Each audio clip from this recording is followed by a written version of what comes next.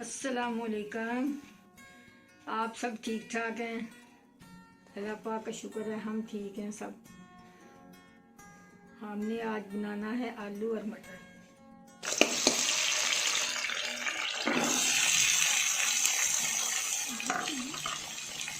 आलू मटर पकाने लगी हूँ। ये देखें, हमने भूनूंगी पहले इनको।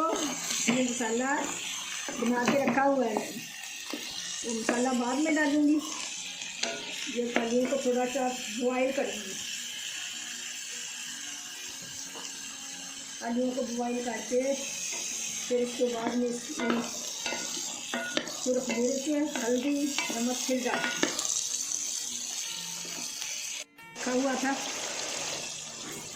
मसाला। ये वाला मैंने सब कुछ डाल के टमाटर, लहसुन, अदरक, प्याज बनाकर रख लेती हूँ कभी कभी। इसको डाल लूँ इसमें। अब जो भूनी बॉयल हो गए ये मटर, आलू, ये अब इसमें मिक्स हो जाएगा।